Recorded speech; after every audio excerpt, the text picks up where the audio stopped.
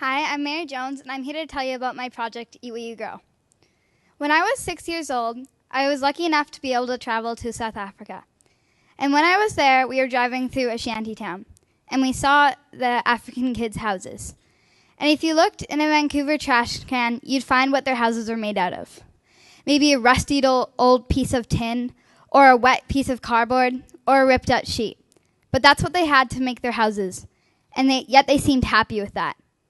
We drove on some more, and we saw some kids playing soccer, a game that you'd always seen playing in Vancouver, except something was different. When you see soccer playing in Vancouver, they have the perfectly groomed fields and the new white nets and the newest and latest soccer ball. But they had a dirt ground, rocks for nets, and a tin can for a soccer ball.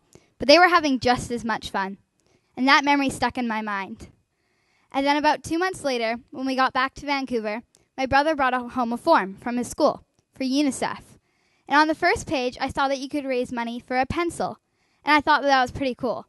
I flipped to the next page, and I saw that you could raise money for pencils, erasers, and sharpeners for the whole class, and I thought that was pretty awesome.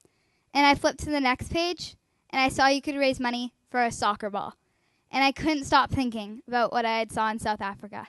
So I started raising money. This is a picture of me and my brother in the Vancouver career. Me and my brother, Logan Jones, raised $7,000 for UNICEF, and that was enough to build a water well and maybe some soccer balls too. I thought they have water. What about food? And later that night, I told my dad the idea. And since he was already working in South Africa, he told some people there the idea. And some keen volunteers made it happen on the ground, and Ewe Grow was brought to life. You may ask, what is Ewe Grow? Ewe Grow is a charity in South Africa for kids who need or would like to be able to grow their own food. And those kids get the proper supplies and teaching to do so. And right now, it's at 4 different public schools near Rustenburg, a 2-hour drive from Johannesburg. This is the supplies that they get, and they get it in a bucket. They get seeds that will grow properly in their climate, which consists of beans, beetroot, and some cabbage, and some other things. They also get some fertilizer just to get their garden growing because they need to get their food. We also give them a t-shirt because it's $14 to go to school for the whole year. But to them, that's a lot of money. And so to have to buy a uniform on top of that is getting way expensive. So that we give them a t-shirt that they can put over top of their clothing so they don't get it all dirty.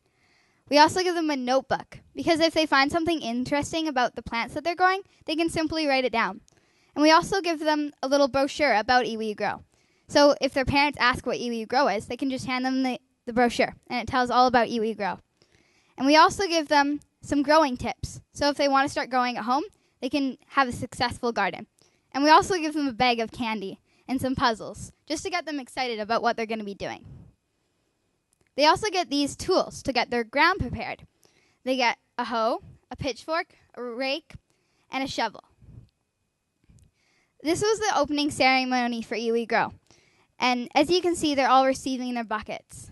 And it's kind of a traditional thing for them. For ceremonies, they all got their faces painted and sing and dance too.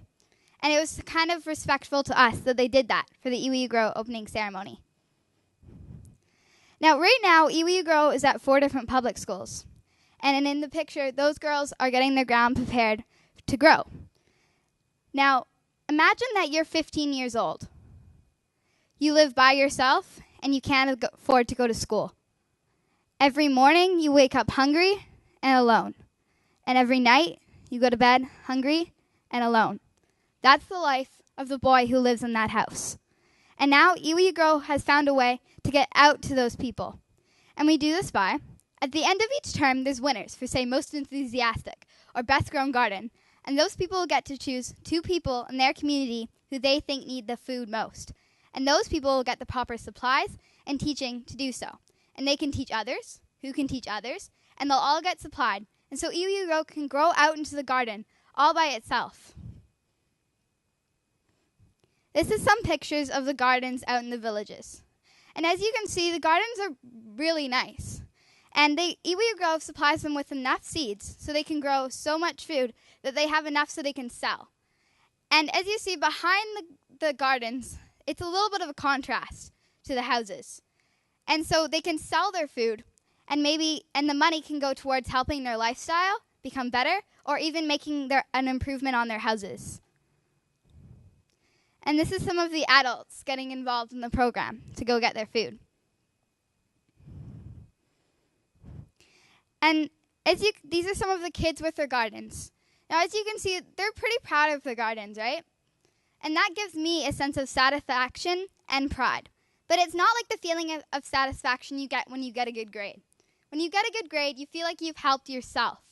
But this feeling is far greater, because you feel that when you get a good grade, you feel like you've helped yourself. But this feeling is far greater because you've helped make somebody else feel proud and pride. And that's what keeps me raising money. And I raise money by going door to door, presenting at churches, and sometimes offices.